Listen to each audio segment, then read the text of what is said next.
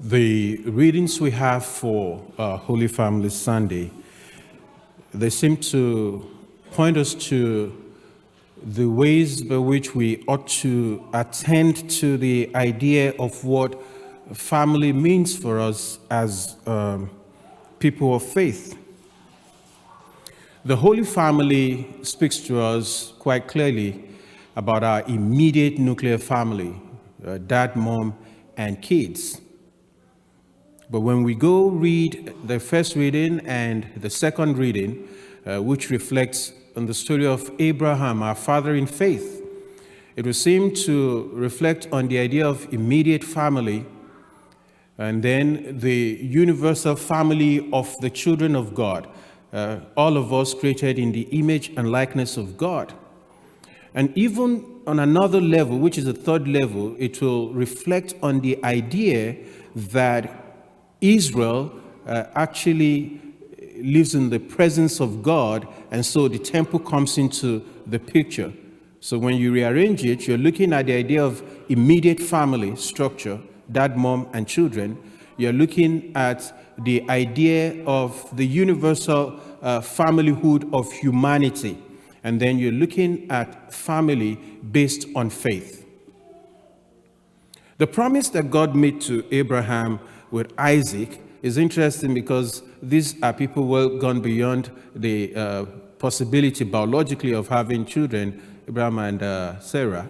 And God says, come outside, look up into the skies. If anyone can count the stars, then maybe they'll be able to count your children. But of course, no one can do that.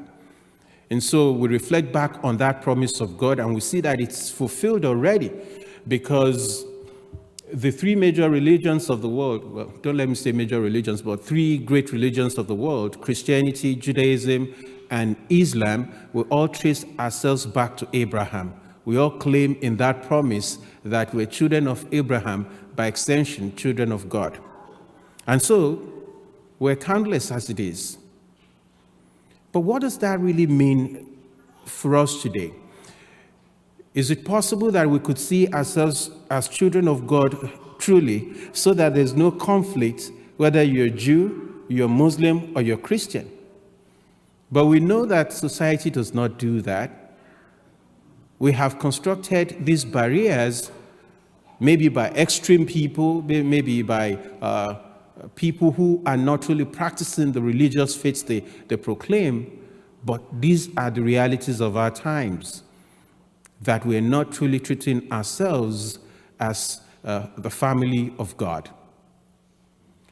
We reduce it to the question of our immediate religious faith communities.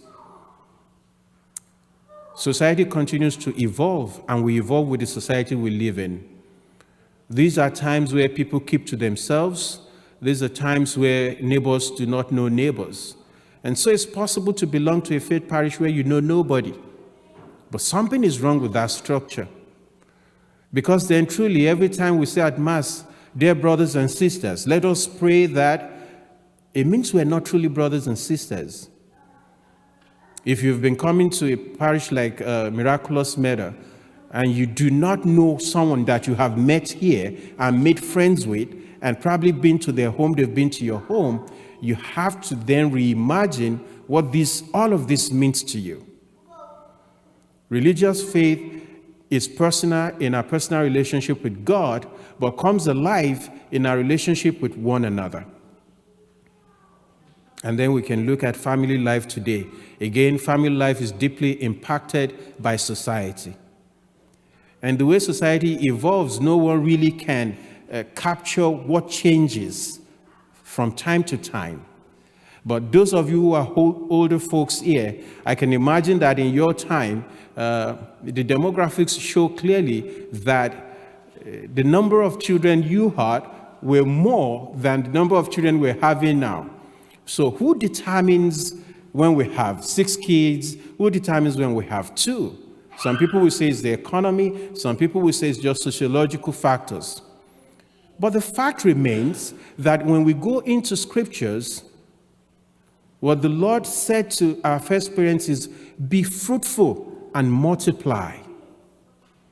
That is the way society will ever sustain itself.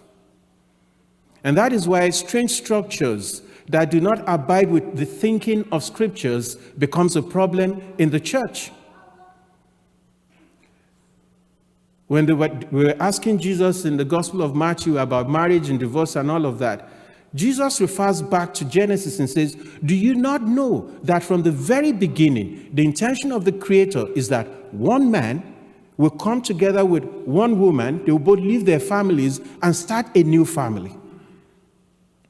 And so it is strange that we find in our time, again, sociological factors, we cannot tell who decides on what. That we have people who are married who decide not to have children. Maybe then they will start to think about adoption because there are all these children who need a home and a place to be cared for. But I've seen people who've been married well over 20 years. They're not adopting and they're not having any children. There are all sorts of other marriages now, which by civil law is okay, but when we look at scriptures, it's problematic.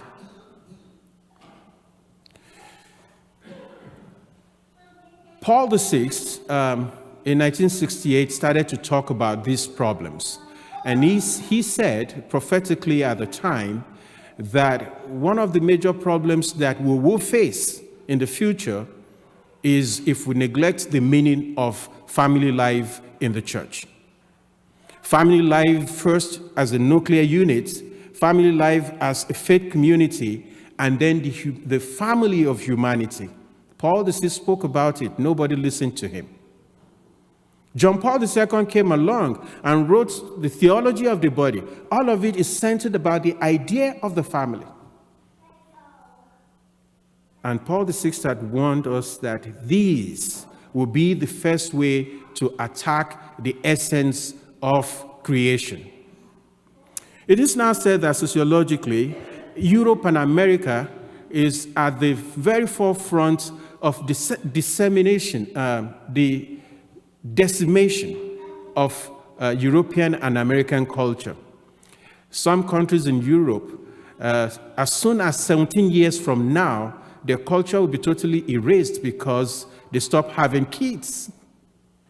They neglected the real idea of human life. They've moved on to some other things that, well, it would seem more civilized for our times, but does not accord with the will of God. Right from the Garden of Eden, every time humanity decides that they're smarter than God, we stand to lose. It is said that, this is something you can check out, this is fact, that in another 50 to 60 years, what traditionally used to be America will be gone. Because all those who come over here who are immigrants, including people from Mexico, South America, will be the ones who have all the children. So if we cannot reflect on what it means for us as Christians to have and develop the idea of family, trusting that God will provide for his people. See that couple that I kind of mentioned in passing, the people I know, married over 20 years, they decided they're not having kids, they're not adopting either. And one time we had a conversation, they said, there's overpopulation in the world. So I said to them, did you create the world? Did God tell you that there won't be enough? You think that nature does not have a way of balancing itself? Because people say that. Maybe this is what we've been fed. Maybe this is what changed society. But all of a sudden, society now has an imbalance. In another 100 years, all that we know right now will only exist in books of history. All of us will be gone. If we cannot manage immediate family life, if we let that just get destroyed by time, how can we then ever speak of family of faith? How can we ever reflect then on the family of humanity? One of the things that the church teaches, and we repeat it every time there's baptism, is that the home is the first frontier of educating people who will be civil human beings. So once you destroy the home, when you destroy the idea of marriage, you destroy the idea of family. It's a zoo. Everybody will come up with whatever pleases them. Society will be in trouble. The Western Hemisphere, Europe and America, used to be the base from where you could say this is civilization, this is modernity. All of that is shifting. And that is because we lost our way. We allow psychology, technology, and science to dictate humanity to us, and we turned our backs on God. It is not only in those who do not believe, it is in the general idea in which we practice our living faith. As long as you reduce this idea, you stick to the idea that, okay, the economy is bad, we have to have children that we can care for, blah, blah, blah, blah. So you have 1, 2 kids. Remember, on the other side of the world, they're having 8, 12, 16. So think about that. I'm not asking you to have 12, by the way, or 8. No, that's not the point. But I'm just trying to show to you that there's quite an imbalance.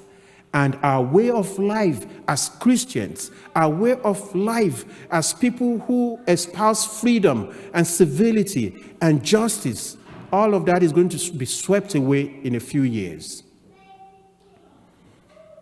Sometimes I think that we might be speaking to the wrong crowd, but, well, who are you going to speak to except those who are right in front of you? And hopefully that you can have these conversations and bring it to the knowledge of others that something is going on in humanity that we have to wake up to. As it is shown, based on mere figures, that about 4 countries now in Europe will never recover. There's nothing they can do. They've lost it. It's gone. They will never recover from the fact that they neglected family life. In the Holy Family, we have great examples. When Mary had accepted the will of God to be the mother of God, when Joseph had submitted humbly to accept this pregnant bride, and he knows he's not responsible, but he will be a father. When Joseph submitted himself to take them into Egypt to flee from violence, when they came back to Nazareth and they lived together, and the son became obedient under discipline of both parents, they established for us the foundations of the Christian family. And when they took Jesus, as required by their tradition, to the temple, they remind us that one of the greatest gifts we can give to our kids is a gift of the living faith of God. Our families are special. They're given to us as a gift by God. We have a responsibility to make sure that these children truly understand who they are. Our faith families are important to us because by knowing each other, we're able to provide support for when a member is in trouble. And we must never forget that all of us, Muslim, Jew, Christian, non-believers, anyone who walks upon the face of the earth is created in the image and likeness of God. And so whether they agree with us or not, they belong to the family of God. And we who are people of faith must extend a hand of fellowship to them. I don't know about your family, but I know about my family. And I know about quite a number of families in places I've worked. I've not yet met a perfect family where everybody is 100% together on every page. No. But then we don't cut them off because they're family. That is what we must do in our world today. We must remember migrant families. I'm not a migrant in the sense that I'm forced to leave home. I came here by my own free will. But I understand what it means to move away from home. We must remember families that are refugees. Can you imagine in this weather for people to live in tents? Not even to be sure of where the next meal is coming from. Some have not taken a shower in 2-3 months. And yet, they are families. They are our families. We must keep in mind the suffering of those who are trying to find a better life. All of us together, with the Holy Family, we form the family of God. And God challenges us to live that family life as best as we can. Amen.